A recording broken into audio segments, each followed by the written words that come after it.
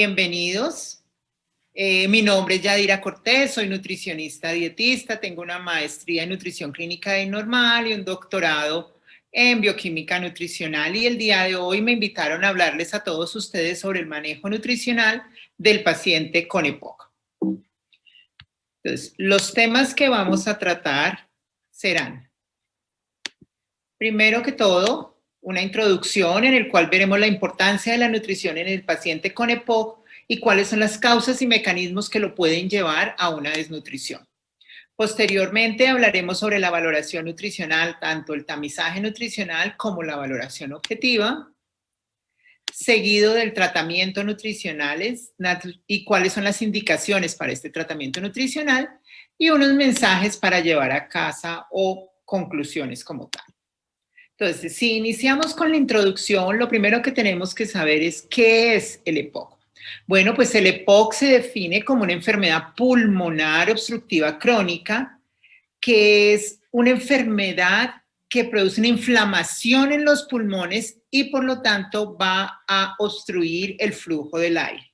Va a producir tos con producción de esputo y además produce sibilancias y disnea. En cuanto a los factores de riesgo, el más importante de todos definitivamente es el tabaquismo. Se ha descrito que el fumar 10 paquetes al año aumenta más o menos en un 50% el riesgo a desarrollar EPOC y que más o menos del 50 al 85% de los pacientes que presentan EPOC han sido fumadores en algún momento de su vida. El segundo factor de riesgo es la contaminación por el aire en espacios cerrados. Esto es porque hay combustión de biomasa. Por ejemplo, anteriormente se utilizaba mucho cocinar con leña en ambientes cerrados como tal. Entonces, esto hace que se aumente el riesgo a producir EPOC. Sin embargo, no es porque una vez que yo vaya a este ambiente cerrado donde esté en esta combustión de biomasa, me va a producir este riesgo. Es por una exposición prolongada y se ha visto que por exposiciones de 25 años o más a esto es donde se aumenta el riesgo. También se aumenta el riesgo cuando la persona entra en contacto con polvos o con sustancias químicas por trabajos ocupacionales, por ejemplo, por vapores, por irritantes, por humos, o por contaminación atmosférica en espacios abiertos. Personas que viven cerca de fábricas que están sacando todo el tiempo humos que pueden ser contaminantes. Y la tercera puede ser un factor de riesgo genético como es la deficiencia de la alfa-1 antitripsina. Cuando nosotros hablamos además de la fisiopatología, vemos que lo que produce es una obstrucción de las vías aéreas, una inflamación y que hay cambios estructurales en los tejidos. En cuanto a la obstrucción de la vía aérea, se sabe que se produce porque hay apoptosis de los capilares pulmonares y hay estrechamiento de las vías respiratorias, lo cual hace que obviamente se disminuya el flujo de aire en los bronquios. La inflamación se produce porque hay estrés oxidativo, porque hay aumento de los neutrófilos y macrófagos, porque hay aumento de los linfocitos CD8, hay aumento de la interleuquina 8 y el factor de necrosis tumoral alfa, y hay un desbalance entre las proteasas y las antiproteasas. Y en cuanto a los cambios estructurales, lo que se observa es que hay una destrucción alveolar, hay proteólisis de la elastina, fibrosis de la vía aérea y hay una reducción de la tracción elástica de los pulmones en el momento de la expiración. Siendo así que cuando hay una reducción en la elasticidad de los pulmones, lo que va a ocurrir es que debe haber una hiperinsuflación. O sea, los pulmones se tienen que inflar más para poder cumplir la función que cumplían anteriormente. Además, hay apoptosis en estas células epiteliales alveolares, lo cual resulta, como ya les dije, en que haya una disminución en la superficie, pues, de difusión de estos gases. Todo esto me lleva ¿a qué? A que hay un debilitamiento en el tejido elástico que genera una retracción elástica del pulmón y hay que las vías respiratorias se estrechen y haya menos flujo por ellas. En cuanto al tabaquismo, que ya les dije era la principal causa de riesgo de esta enfermedad, sabemos que el tabaquismo aumenta las especies reactivas de oxígeno, o sea, los radicales libres. Estos obviamente se aumentan entonces la interleuquina 8, los leucotrienos 4, el factor de necrosis tumoral, se hace que se desactiven las antiproteinasas, lo cual conlleva que haya un aumento de la elastasa de los neutrófalios como tal y que haya un daño tisular. Esto hace que obviamente este alvéolo se vea dañado y que se produzca el enfisema. Por otro lado, tenemos que tener en cuenta que este no es un daño solamente localizado, sino que este daño que se está produciendo en los pulmones va a producir un daño también a nivel orgánico.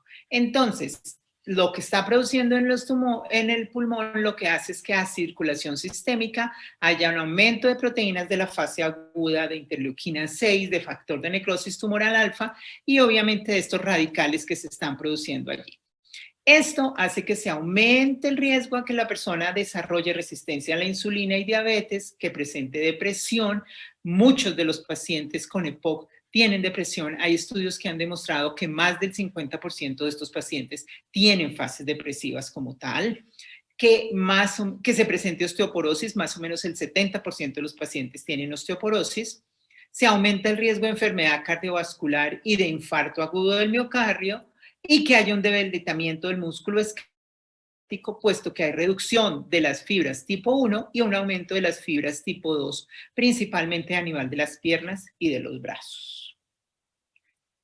Entonces, ya teniendo en cuenta, pues como toda esta fisiopatología, qué es lo que está pasando, miremos cómo se diagnostica rápidamente el EPOC. Nosotras no lo vamos a diagnosticar, pero sí es muy importante que entendamos cómo se lleva este diagnóstico. Ok, lo primero que hace el médico es, si ve una persona que tiene más de 35 años y tiene historia de tabaquismo, que fume más de 10 paquetes al año y que tenga alguna sintomatología, lo primero que hace es clasificarlo dentro de una escala de disnea, que es la escala de disnea modificada de la British Medical Research Council, que todo el mundo lo conoce por sus siglas MRC, en el cual lo que hace es clasificar esta sintomatología, ver si la persona presenta disnea o no presenta disnea. Y en caso de presentar disnea, ¿qué grado de disnea tiene? Entonces tendríamos grado 1, disnea al caminar rápido, grado 2, disnea que produce una incapacidad para mantener un paso al mismo ritmo que otras personas de la misma edad. El grado 3 es la disnea que produce necesidad de tener que parar a descansar al caminar cada 100 metros, o sea, cada vez se va agravando más esta disnea. Y el grado 4 definitivamente es una disnea que ya impide al paciente salir de la casa y que pues ya no le permite hacer como las tareas básicas, como son vestirse, desvestirse, ir al baño solo, etc. Y obviamente el grado 2 es el grado 0 es cuando la persona no tiene disnea. Ok. Cuando ya se ha visto esto, entonces hay una sospecha clínica. Cuando el médico ve que hay algún grado de disnea, que la persona tiene este tabaquismo y tiene esta edad, tiene esta sospecha clínica y le hace al paciente una espirometría para mirar cómo está este funcionamiento pulmonar. Si esta espirometría, después de una broncodilatación, me da un puntaje de menos de 0,7, se puede decir que la persona tiene un EPOC. Si no, se tiene que mirar un diagnóstico diferencial para confirmar qué es lo que está pasando. ¿Pero qué es la espirometría? Ok, la espirometría forzada lo que nos hace es medir como la cantidad de aire que puede ser expirado por el individuo. Entonces se miden dos valores. El FBC es el máximo de aire que puede ser expirado de forma forzada tras una inspiración máxima. Y el FEP1 es el volumen expiratorio forzado en el primer segundo. Entonces, al hacer la relación entre el FEP1 y el FBC, se determina el porcentaje de la capacidad vital que se expira durante este primer segundo. Y este es el valor que yo les puse aquí, que se hace perdón, luego de la broncodilatación y que si es menor de 0,7 me da un criterio para decir que la persona tiene un EPOC. Ok, para clasificar el grado de EPOC que tiene la persona, se tiene en cuenta este valor y entonces, si la persona tiene más del 80% del teórico en el porcentaje del FEV1 post-broncodilatación, se dice que la gravedad del EPOC es leve, luego 50-79 es moderado, del 30 al 39 es grave y cuando tiene menos del 30% es muy grave. Estos son los criterios o grados GOLD que son dados por el Gold Initiative for Chronic Obstructive Lung Disease. Es una iniciativa mundial que hay para poder clasificar los diferentes grados de EPOC en un paciente. Okay. Para personalizar el manejo del EPOC, o sea, ya está diagnosticado, pero ahora para ver el manejo que se le da a este EPOC, hay guías que clasifican los pacientes teniendo en cuenta algunos criterios, como son la función pulmonar que ya vimos, el grado de disnea que ya vimos y la historia de agudizaciones que puede tener de su problema. Y este también se llama la estrategia GOLD y valora el grado de obstrucción que tiene la persona, y esto va de 1 a 4, los niveles de síntomas según la puntuación obtenida en la escala MRC que yo les hablé al principio y el número de exacerbaciones que ha tenido durante el último año la persona. Entonces, es lo que ya habíamos hablado. Este valor menos de 0,7 como tal y podemos saber si la persona es GOLD 1, GOLD 2, GOLD 3, GOLD 4, o sea, cómo está delimitado su flujo aéreo. Luego se mira los antecedentes de exacerbaciones, más de 2 o más de 1 que derivó a un ingreso hospitalario, o si no ha tenido ninguna o ha tenido una pero sin ingreso hospitalario. Y esto se coloca como en una cuadrícula, dependiendo del número de exacerbaciones y todo. Y se mira la sintomatología de lo que ya hablamos de la disnea. Recuerden que íbamos de 0 en adelante hasta el 4. Entonces, si era de 0 a 1, se considera que está ubicado en C o en A, dependiendo del número de exacerbaciones. Si tiene más de 2, que es D o B, dependiendo del número de exacerbaciones que ha tenido y dependiendo del GOLD que tiene. Entonces, con esto podemos saber si la persona tiene un GOLD A, quiere decir que tiene un bajo riesgo y es un paciente poco sintomático. Si es un GOLD B, que es un paciente con bajo riesgo, pero que ya tiene sintomatología, miren aquí, tiene poco riesgo, pero tiene sintomatología. Si es un GOLD C, es un paciente que es poco sintomático porque está en la escala de 0 a 1, pero que tiene un alto riesgo porque ha tenido varias exacerbaciones o la exacerbación que ha tenido lo ha llevado a hospitalizarse. Y el GOLD C es un paciente que es muy sintomático según la escala y que tiene mucho riesgo debido a la cantidad de exacerbaciones que tiene. Entonces, de esta forma ya se puede clasificar al paciente y se puede saber cómo se va a tratar. Igual también es importante que con todo esto tengamos en cuenta que hay dos tipos de POCs.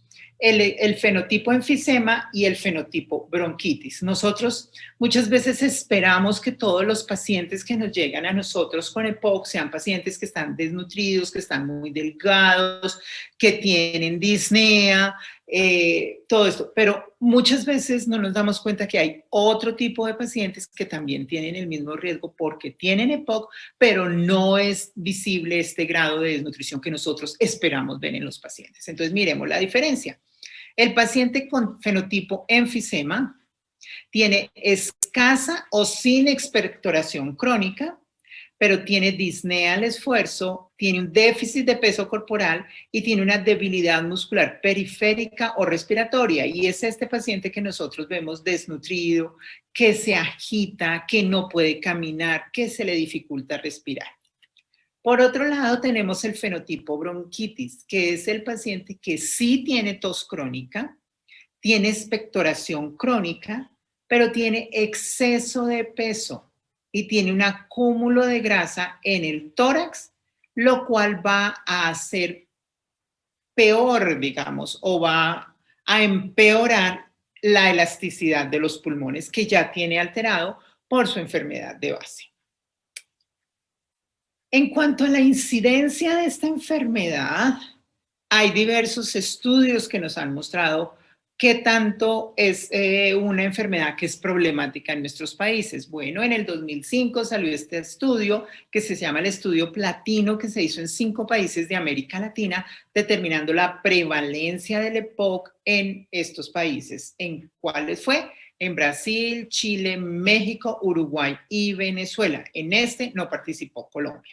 En ellos vieron que la prevalencia varía en los países de forma significativa, mostrando que va desde 12.8% hasta el 26%, que es mayor en hombres y que menos del 5% de las personas entre 40 y 49 años presentaron un diagnóstico de posgrado 2 con una escala alta de Gold. Recuerden que las escalas altas de Gold serían la que somos la 3 y la 4. En las personas mayores de 70 años, la prevalencia se situaba sobre el 20% en todos los países. O sea, que es una enfermedad que también está relacionada con la edad de los pacientes. En cuanto a Colombia, tenemos datos de este estudio que se llamó el estudio PREPOCOL, fue publicado en el 2008 y fue realizado en las ciudades de Barranquilla, Bogotá, Bucaramanga, Cali y Medellín. Se miró la prevalencia de EPOC también en estas ciudades y se determinó que el EPOC en general tenía una prevalencia del 8.9% en mayores de 50 años. Si ustedes ven, es menor que la que reportó el estudio anterior en los otros países. Sin embargo, que esto también variaba según la ciudad y que era la que presentaba mayor grado de prevalencia con EPOC era Medellín con un 13.5%, seguido de Bogotá y Cali con el 8.5%, Bucaramanga con el 7.9% y Barranquilla era el que presentaba menos grado de prevalencia con el 6.2%. Y demostraron que la diferencia entre esas ciudades se relacionaba directamente con el tabaquismo, debido a que el tabaquismo varió entre el 14% en Barranquilla hasta el 29% en Medellín. Entonces, esta ciudad que tenía mayor grado de tabaquismo tenía mayor prevalencia de EPOC y la que tenía menor grado de tabaquismo tenía menor prevalencia de EPOC como tal. Lo que sí fue constante fue que independientemente de la edad, siempre fue mayor la prevalencia en hombres que en mujeres en todas las ciudades. Si ya entramos a hablar un poco del EPOC y nutrición, sabemos que estas dos están totalmente relacionadas. Que una mala nutrición va a conllevar a que haya un mayor deterioro por esta enfermedad o que la enfermedad progrese más rápidamente. Y que si la persona tiene EPOC, va a incidir también sobre el estado nutricional de las personas. O sea, es un ciclo, una conlleva a la otra. Se dice que la desnutrición está asociada definitivamente con una amplia gama de enfermedades y eso lo vemos, está asociada con diabetes, con enfermedad cardiovascular, con cáncer, con muchísimas otras enfermedades y con condiciones que son potencialmente mortales, incluida el EPOC. Entonces, los pacientes con EPOC a menudo muestran un estado de desnutrición que se llama caquexia pulmonar. Así como tenemos caquexia por cáncer, caquexia cardíaca, hay una caquexia que es la caquexia pulmonar. Y se ha demostrado que del 10 al 45% de los pacientes presentan desnutrición y que esta incidencia puede alcanzar hasta el 63% en los pacientes que ya tienen un EPOC entre moderado o severo. O sea, muchos de estos pacientes tienen desnutrición. No existe una definición como tal de lo que es caquexia pulmonar. Sin embargo, la caquexia se ha definido como un síndrome metabólico complejo asociado a una enfermedad subyacente. O sea, es una caquexia que está asociada a la enfermedad. Como está asociada a la parte pulmonar, se llama caquexia pulmonar. Y está caracterizado por una pérdida de músculo con o sin pérdida de masa grasa. Y miremos que nosotros tenemos el paciente con tipo enfisema que puede estar asociado a la pérdida de masa grasa y con el tipo de bronquitis que puede estar no asociado a la masa grasa porque el paciente puede estar obeso. O sea, se describe totalmente. Los mecanismos para que se presenten esta caquexia pulmonar son súper complejos, no es una única causa, son muchas como lo vamos a ver. Por ejemplo, el estrés oxidativo que se presenta en estos pacientes y la inflamación sistémica que ellos tienen, que ya dijimos, y la atrofia muscular por baja actividad física. Entonces, tenemos que un paciente EPOC con tipo enfisema generalmente presenta caquexia. Entonces, lo que va a presentar es una alteración a nivel del músculo como tal, se va a disminuir esta masa muscular, ya dijimos que principalmente a nivel de piernas y brazos. No va a presentar depósito a nivel abdominal de grasa, pero sí presenta osteoporosis. Por otro lado, el paciente que tiene el tipo de bronquitis es un paciente que característicamente va a tener gran cantidad de adiposidad a nivel central y va a tener ya complicaciones con ateroesclerosis. Y el paciente con EPOC que tiene sarcopenia y obesidad como tal, va a tener la complicación, la combinación de los dos. Entonces va a tener alteración de su masa muscular, que nos va a la caquexia, va a tener el depósito a nivel abdominal como tal y va a tener el aumento del riesgo de enfermedad cardiovascular. Además, a estos pacientes también se les presenta la caquexia pulmonar por un desbalance energético, puesto que aumentan el gasto energético y tienen un déficit consumo de alimentos, por lo tanto hay un déficit de energía.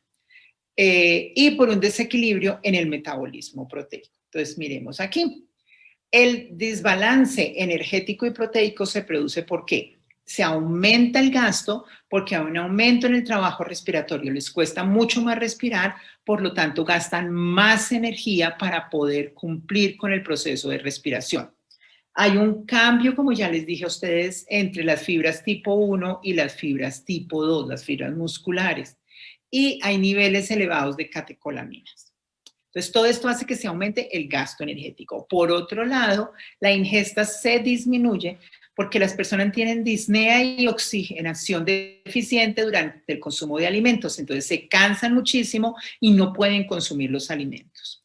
Hay anorexia por sintomatología y por problemas gastrointestinales que pueden presentar. Obviamente, a mayor grado de EPOC van a presentar mayor grado de discapacidad y entonces van a tener dificultad para preparar los alimentos por la fatiga y si no tienen un cuidador, pues van a dejar de preparar alimentos como tal.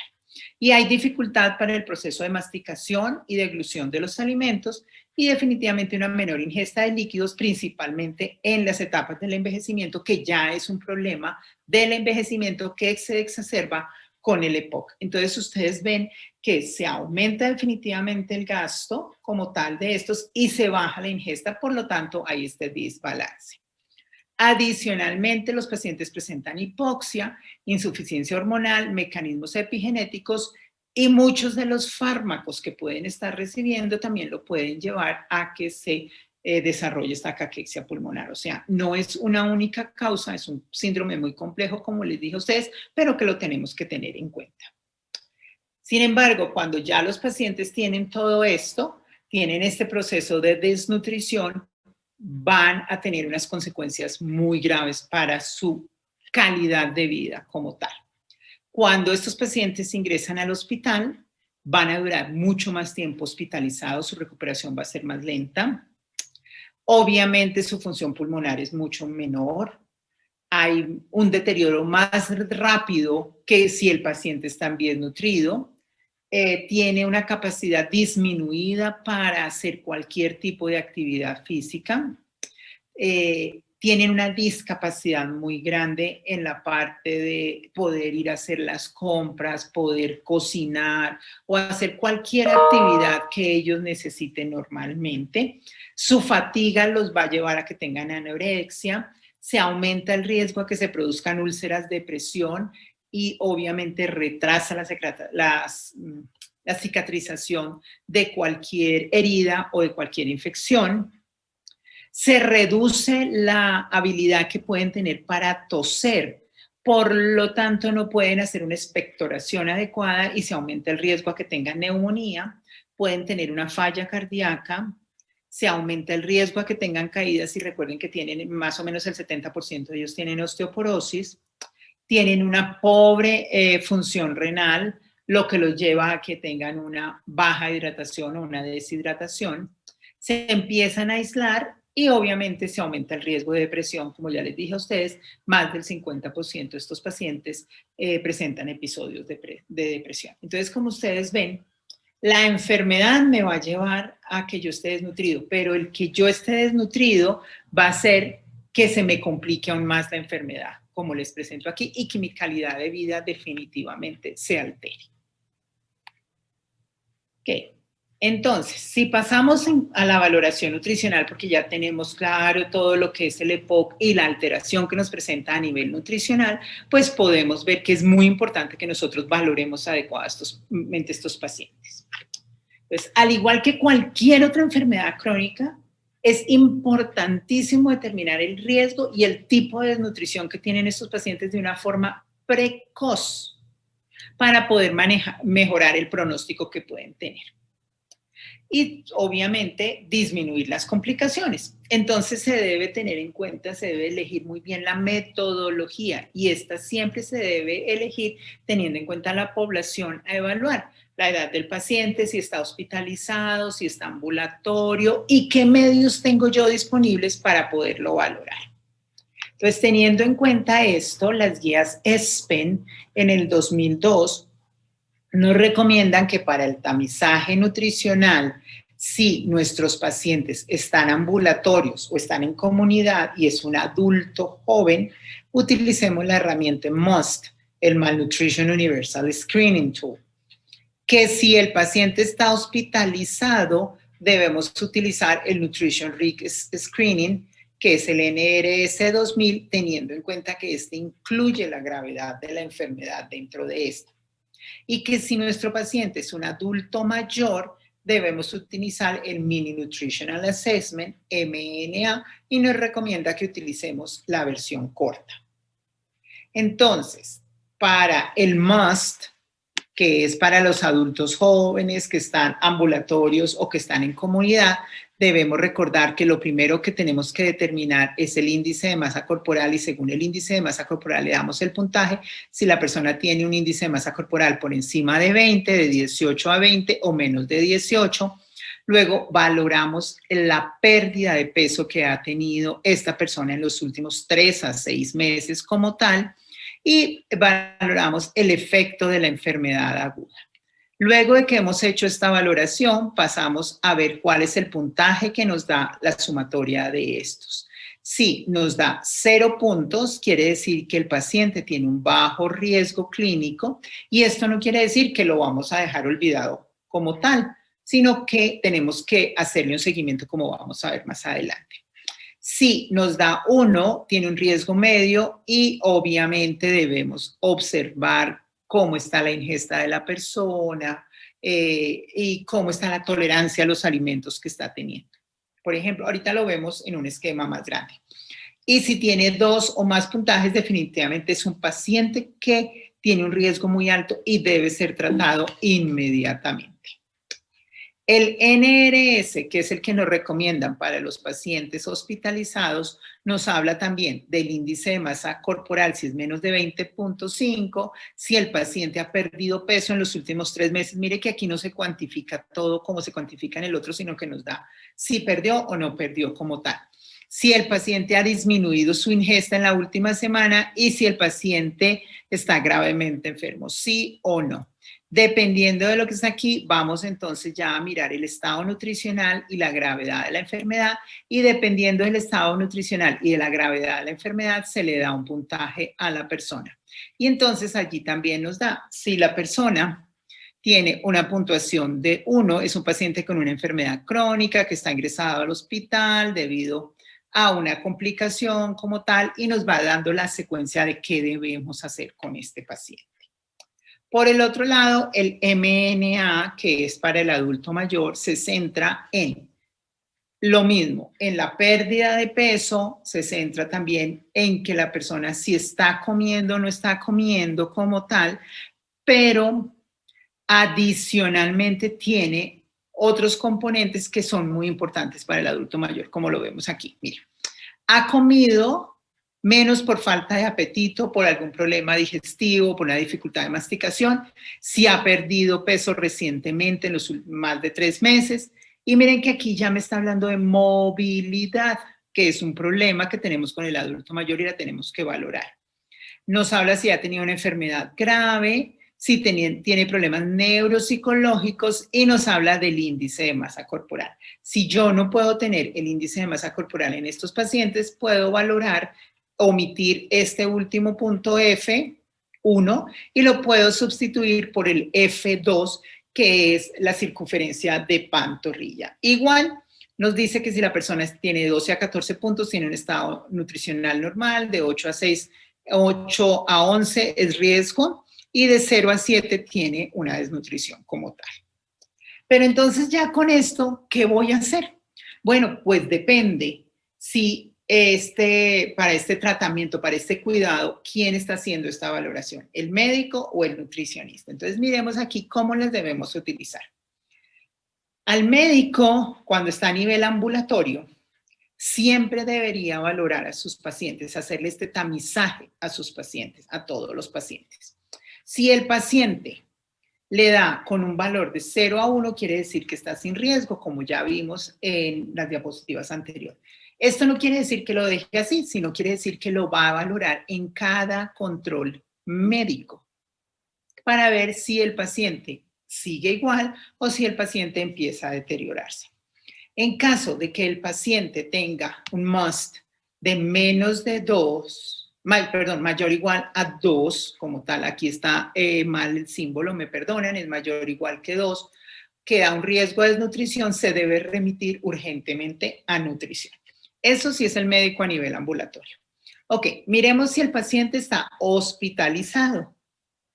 Entonces, si el paciente está hospitalizado como tal, si este valor en RS me da menos de 3, quiere decir que el paciente tiene un bajo riesgo, pero vuelvo y les digo, no quiere decir que ya lo vimos, chao, y usted se fue. No, se realiza un tamizaje nutricional para saber, cada semana, para saber si el paciente sigue en el mismo estado o se me ha ido deteriorando.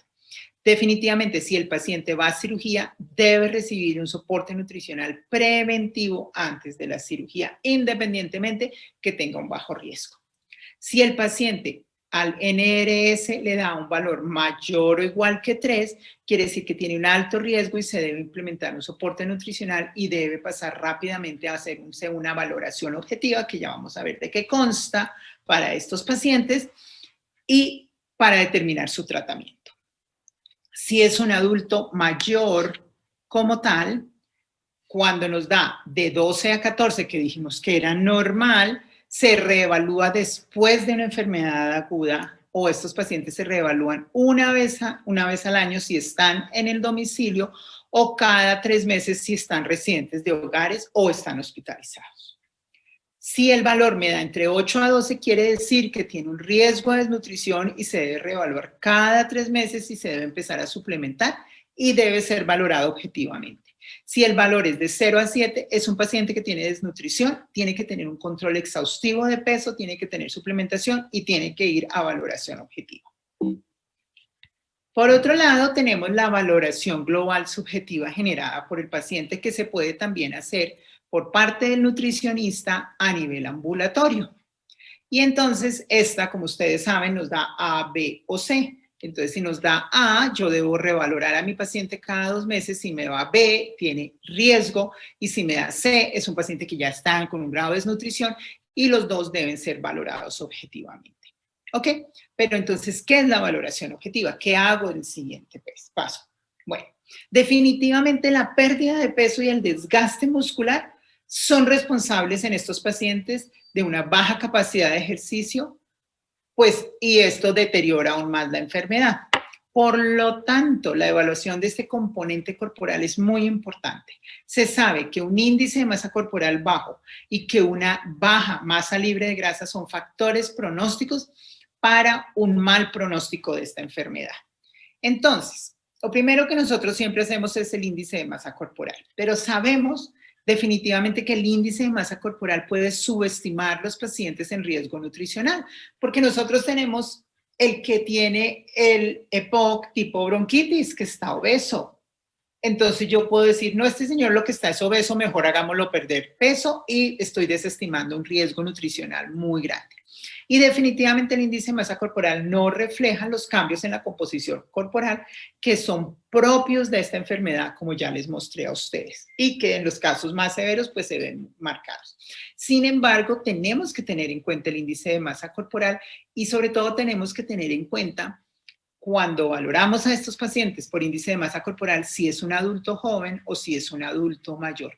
Porque recuerden que la normalidad para estos pacientes no es lo mismo. Para un adulto joven, el índice de masa corporal, la normalidad va de 18.5 a 24.9, mientras tanto que en el adulto mayor se desplaza hacia la derecha y es de 22 a 26.9. Obviamente el sobrepeso va a ser de 27 a 29.9 y la obesidad si es por encima de 30 y el bajo peso es por debajo de 22. O sea, se desplaza un poco hacia la derecha la curva y esto lo tenemos que tener en cuenta. Tenemos que tener en cuenta si estamos valorando un adulto o un adulto mayor para saber cuál punto de corte utilizo. Y además, ¿por qué utilizo el índice de masa corporal? Bueno, porque esta es parte de una herramienta que se llama la herramienta BODE, que es utilizada para predecir la mortalidad en pacientes con EPOC. Y esta herramienta BODE tiene en cuenta el índice de masa corporal, la obstrucción por el FEP1 que ya les hablé a ustedes, la disnea y la capacidad del ejercicio. O sea que es muy importante que nosotros tengamos en cuenta el índice de masa corporal. Sin embargo, hay algo que es muy importante que tengamos en cuenta. Y es que pacientes con un índice de masa corporal muy bajito aumentan el riesgo de mortalidad. Hay estudios que demuestran que un EPOC moderado a grave con un índice de masa corporal de menos de 25 o tener un índice de masa corporal de menos de 21 en cualquier estadio pueden aumentar el riesgo de mortalidad. Entonces esto es lo que se llama la paradoja de la obesidad. Entonces yo no voy a querer tener a mis pacientes tan aquí en la normalidad hacia la parte de abajo, sino que posiblemente los voy a querer tener un poquitico con más peso del que podría tener a un paciente normal, porque este índice de masa corporal sí se ha visto relacionado con un aumento de riesgo de mortalidad. Ok, definitivamente ya les dije, este no me evalúa la composición corporal y lo que vemos es que estos pacientes se les deteriora la parte muscular. Entonces, se ha argumentado todo el tiempo que la masa libre de grasa puede ser el indicador más confiable para ver la desnutrición en estos pacientes con EPOC. ¿Cómo mido la masa libre de grasa? Bueno, la puedo medir por antropometría manual. La puedo medir por métodos más sofisticados como son el DEXA, la bioimpedancia, la espectroscopía, etcétera. Pero algunas veces pues no podemos hacer ni DEXA, ni bioimpedancia, ni nada de esto. Entonces podemos hacer antropometría manual. ¿Y qué sacamos con esta antropometría manual? Podemos utilizar el índice de masa libre de grasa. El masa libre de grasa pues se determina por antropometría manual, por las técnicas que ustedes ya saben, cuando se toman los perímetros y cuando se toman los pliegues, sacamos cuánta grasa tiene la persona, cuánta masa libre de grasa tiene la persona y la dividimos por su estatura en metros al cuadrado. Es como si fuera un índice de masa corporal, pero hecho solamente, no con el peso total, sino solamente con la masa libre de grasa. Y se sabe que cuando una mujer tiene menos de 15 kilos por metro cuadrado o un hombre tiene menos de 17 kilos de masa libre de grasa por metro cuadrado, quiere decir que tiene una baja cantidad de masa muscular como tal. Entonces, esta sería una forma que nosotros tenemos para mirar la composición corporal de estos pacientes y se ha visto una muy buena correlación con los pacientes con EPOC. También tenemos que tener en cuenta la pérdida ponderal de peso en el tiempo. Aspen nos recomienda que la evaluemos teniendo en cuenta si hay más del 2% en una semana, más del 5% en un mes, más del 7.5% en 3 meses o más del 10% en 6 meses, se debe considerar que esta es una pérdida grave de peso para estos pacientes. Y por otro lado, ESPEN nos dice que una pérdida de más del 10% en un periodo indefinido o más del 5% en 3 meses se considera una pérdida grave de peso en estos pacientes. Y definitivamente, entre mayor sea la pérdida de peso y cuanto menor sea el tiempo en que se perdió ese peso, pues mayor será la severidad de la situación que estamos afrontando con el paciente.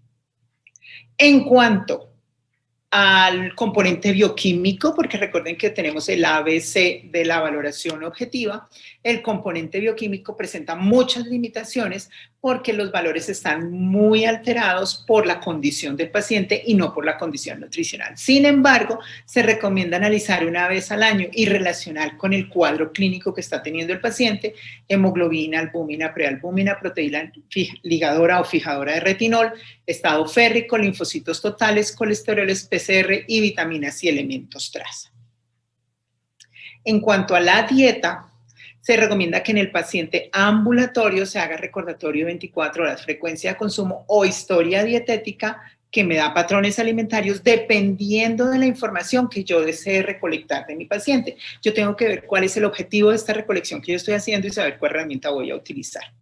Que se deben evaluar las intolerancias alimentarias, el consumo de suplementos alimentarios, de alimentos con propósitos médicos especiales o de tratamientos alternativos que algunos de estos pacientes hacen.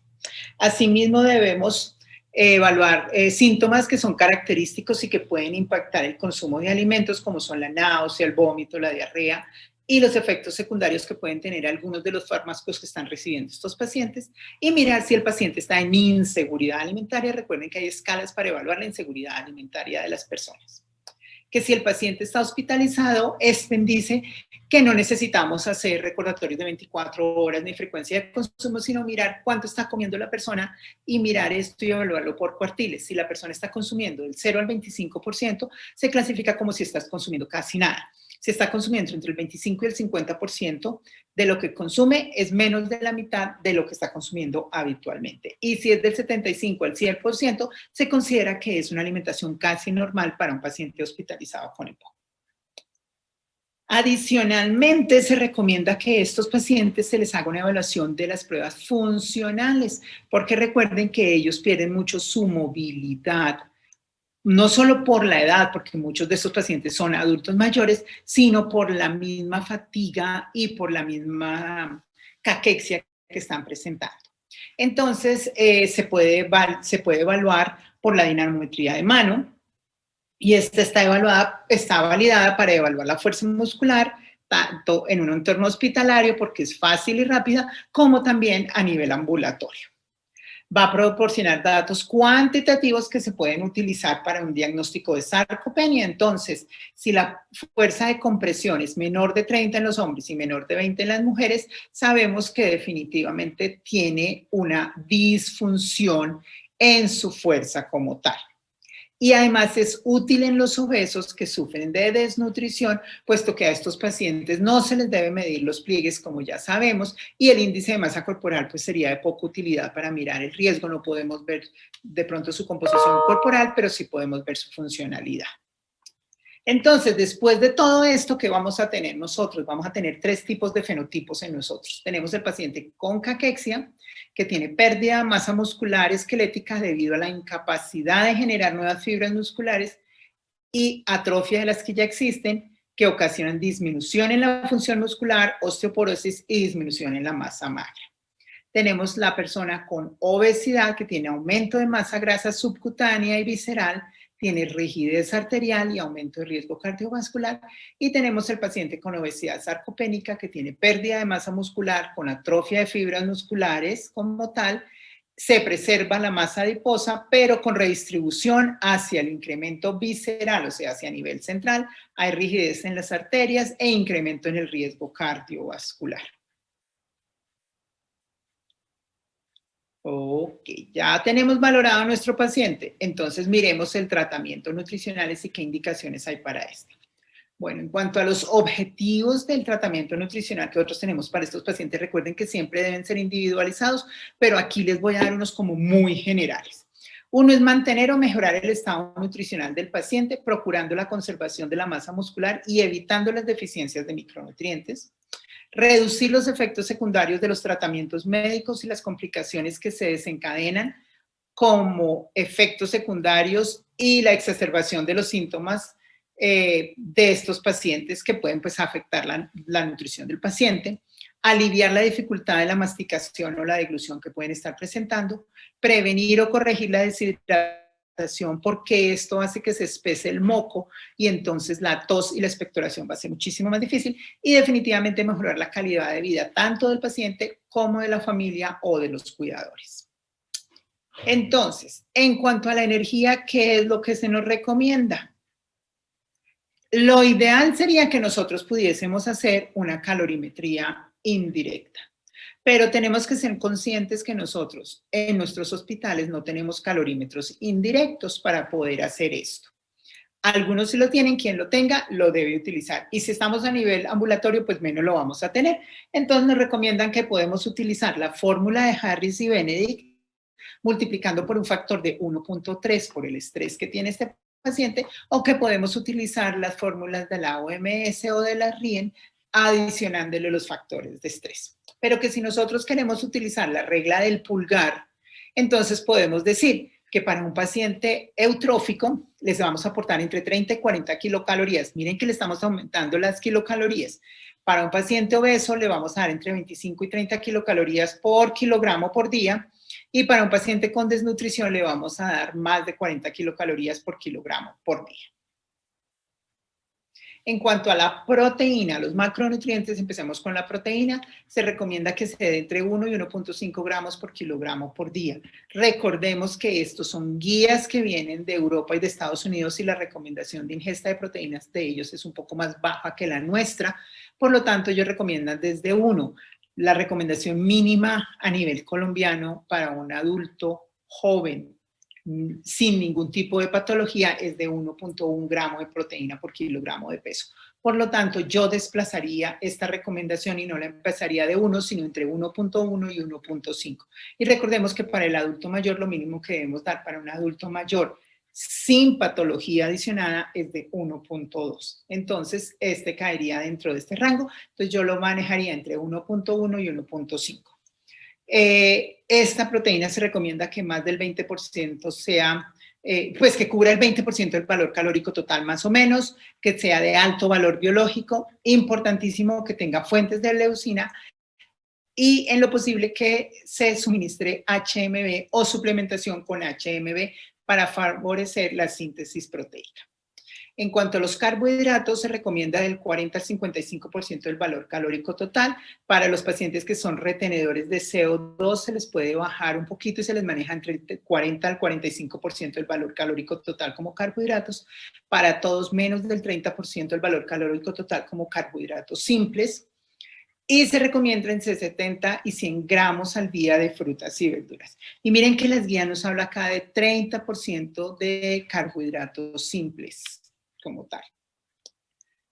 En cuanto a las grasas, se recomienda entre el 30 y el 40% del valor calórico total, como ellas, con una relación de omega 6, omega 3 de 5 a 1 para disminuir los procesos inflamatorios que ellos tienen de base, como ya vimos.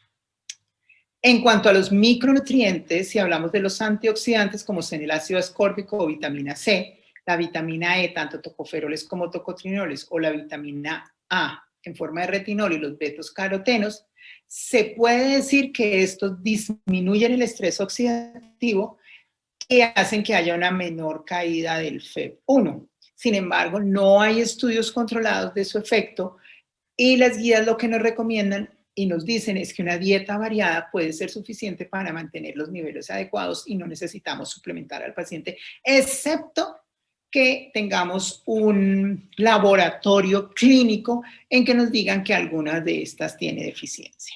En cuanto a la vitamina D, sabemos que tiene una relación muy grande con el EPOC y que una disminución de los niveles de vitamina D van a exacerbar este EPOC. como tal, razón por la cual se recomienda que se suplemente, pero no indiscriminadamente. Entonces, nos decimos que el rango estándar de vitamina D en un ser humano adulto normal es de 30 a 100 nanogramos por mililitro. Que este es un déficit súper frecuente en estos pacientes porque tienen una limitada exposición a la luz solar, como algunos ya tienen discapacidad para moverse, para salir, entonces no se exponen a la luz solar, lo cual hace que se aumente esta deficiencia. Por lo tanto, si la persona tiene niveles séricos de vitamina D que están más o menos a 25 nanomoles por litro, se aconseja suplementar.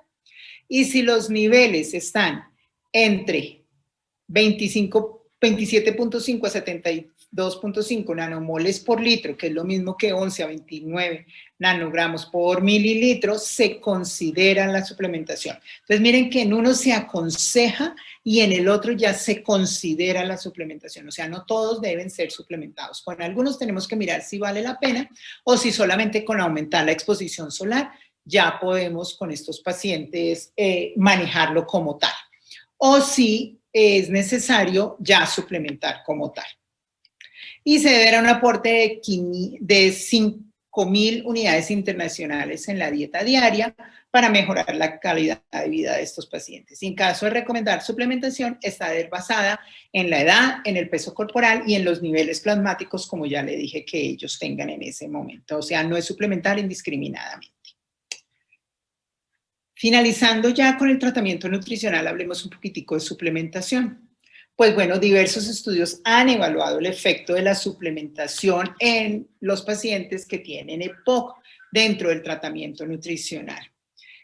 Pues para mirar la recuperación antropométrica, la capacidad funcional, la capacidad respiratoria y la calidad de vida de estos pacientes. Sin embargo, los resultados no son homogéneos, puesto que estos dependen del tipo de estudio que se haya hecho, de la pauta de suplementación que se haya utilizado, del tratamiento global que esté utilizándose en este paciente y de las características clínicas como tal de los pacientes evaluados, porque ya les mostré a ustedes que son diferentes tipos de pacientes. Entonces, los estudios que se hicieron inicialmente no daban resultados muy claros, y esto era debido a que tenían un número limitado de pacientes y la mayoría de los pacientes que se colocaban en estos estudios ya tenían EPOCs muy avanzados y la duración del tratamiento era muy corto, de 2 a 3 semanas. Entonces los estudios no eran muy concluyentes. Los estudios más recientes han demostrado que sí hay un efecto benéfico, especialmente si esta suplementación forma parte de una cosa que se llama el manejo multimodal, que no incluye solamente el fármaco y la nutrición, sino la rehabilitación y todas las otras medidas para que la calidad de vida del paciente mejore como tal. Entonces, teniendo en cuenta esto, ¿qué se recomienda? ¿Cuándo debemos dar soporte nutricional en estos pacientes? El soporte nutricional oral se debe usar cuando definitivamente la alimentación por vía oral no es suficiente para cubrir los requerimientos nutricionales. Y los criterios para priorizar para esta prescripción de soporte nutricional en el ámbito ambulatorio o sea oral es cuando yo tengo un tamizaje nutricional y el paciente me da que tiene un riesgo, que tiene un índice de masa corporal por debajo de 18.5, ojo, o de 22 si es adulto mayor, que tiene una pérdida de peso de más del 10% en un tiempo indefinido o más del 5% en 3 meses. En los adultos mayores, bueno, aquí está el índice de masa corporal menor de 22, o tengo una masa libre de grasa, como ya vimos, medida, como les dije a ustedes, de menos de 15 o menos de 17, si es mujer o si es hombre respectivamente. Entonces, estos definitivamente necesitan una suplementación nutricional oral. ¿Cuándo se da nutricional soporte enteral por sonda? Cuando los pacientes tienen desnutrición o tienen un riesgo de desnutrición y definitivamente la primera acción, que fue la vía oral con suplementación oral, no alcanza los requerimientos que necesita el paciente o existe una alteración grave de la deglución del paciente. Y como último, la nutrición parenteral se debe reservar para los casos en que exista una contraindicación para la utilización de la vía digestiva como tal, o cuando ya definitivamente el paciente esta no la tolere. Hay estudios que nos demuestran que esta suplementación es efectiva. Sí, los hay, aquí les muestro unos, por ejemplo, este que fue publicado en el 2017 y que lo que evaluaba era el estado nutricional y funcional de estos pacientes con EPOC cuando les daban una suplementación nutricional oral, y era el estudio OFOS. Se hizo en Lima, Perú, incluyó casi 100 pacientes, 99 pacientes ambulatorios de ambos sexos entre 18 y 80 años con diagnóstico de EPOC y con pérdida involuntaria de peso en el último mes o que tuviesen desnutrición. Se les dio una fórmula polimérica normocalórica de 1.09 kilocalorías por mililitro, normoproteica de 15% del valor calórico total, y estaba en formato polvo. ¿Qué encontraron en estos pacientes como tal? Miren aquí el índice de masa corporal y el índice de masa libre de grasa, cómo mejoró definitivamente cuando a estos pacientes, cómo era diferente cuando el paciente control y cuando el paciente cuando tenía el tratamiento. Esta diferencia era estadísticamente significativa como tal. Cuando al paciente se le daba esta suplementación, mejoraba su índice de masa corporal y mejoraba su índice de masa libre de grasa como tal. Y aquí nos muestran la tasa de reducción de pacientes con índice de masa corporal por debajo de 21, que recuerden que por debajo de 21 era cuando ya se aumentaba el riesgo de mortalidad. Entonces, miren que hay una diferencia estadísticamente significativa entre los pacientes que fueron suplementados y los que no fueron suplementados para disminución del índice de masa corporal por debajo de 21. Entonces, ellos a qué llegan de la conclusión, a que en 3 meses sí hubo un incremento en índice de masa corporal y en índice de masa libre de grasa significativo, superior al control en los pacientes que estaban suplementados. Por lo tanto, ellos recomiendan que se le den a estos pacientes una fórmula completa polimérica normocalórica y que esta fue bien tolerada y tuvo un efecto positivo en estos pacientes. Ya en el 2020 se hizo esta revisión sistemática, fue publicada para mirar la suplementación nutricional durante la rehabilitación de estos pacientes. Se seleccionaron 22 estudios siguiendo los criterios PICO para mirar la calidad de estos estudios y ¿qué nos da? Nos da que los suplementos nutricionales aumentan significativamente el peso corporal en 7 de los 11 estudios. El índice de masa corporal aumentó significativamente en 2 de 6 estudios. La fuerza de agarre no mejoró. La fuerza del cuádriceps mejoró en 3 de 11 estudios. 4 de 8 estudios mostraron una mejoría significativa en la función muscular inspiratoria. Y solo 2 de 14 estudios mostraron mejora en la calidad de vida con la suplementación y la rehabilitación pulmonar. Como ustedes pueden ver acá, estos datos son heterogéneos y lo que nos dicen los autores es que esto es debido a la heterogeneidad como tal de los suplementos que utilizaron y de las mediciones del efecto y de los programas de rehabilitación. Entonces, es que cuando nosotros vamos a mirar un estudio, tenemos que mirar muy claramente qué fórmula se está utilizando, cómo se está utilizando y en combinación con qué se está utilizando, si es una terapia modal, multimodal o no. Okay. Y terminamos entonces esta charla con nuestros mensajes para llevar. Definitivamente el EPOC es una enfermedad crónica con un componente inflamatorio de base que conlleva un grave deterioro del estado nutricional del paciente. No todos los pacientes presentan un fenotipo caquéctico, por lo cual el índice de masa corporal puede llegar a subestimar el riesgo que nosotros podamos valorar en estos pacientes. Por lo tanto, es importante mirar la masa libre de grasa y la pérdida ponderal de peso en estos pacientes. En cuanto al tratamiento, lo que se recomienda es que para un paciente eutrófico se den alrededor de 30 kilocalorías, a 30 a 40 kilocalorías por kilogramo de peso, que la dieta sea hiperproteica de alto valor biológico con leucina y con HMB para favorecer esta síntesis proteica y bloquear la degradación de esta proteína, que se puede suplementar con vitamina D, pero no a todos los pacientes indiscriminadamente, sino teniendo en cuenta sus valores plasmáticos, que se puede suplementar con omega 3 y que no hay una evidencia para que se necesite una dieta baja de grasa, excepto en los pacientes que son retenedores de CO2. Que definitivamente la suplementación nutricional oral es un pilar en el tratamiento nutricional de los pacientes con EPOC con el fin de disminuir el riesgo de un mayor deterioro nutricional. O sea, nosotros no debemos esperar a que el paciente ya se haya deteriorado para empezar a suplementarlo, sino que tenemos que empezar a prevenir como tal. Muchísimas gracias.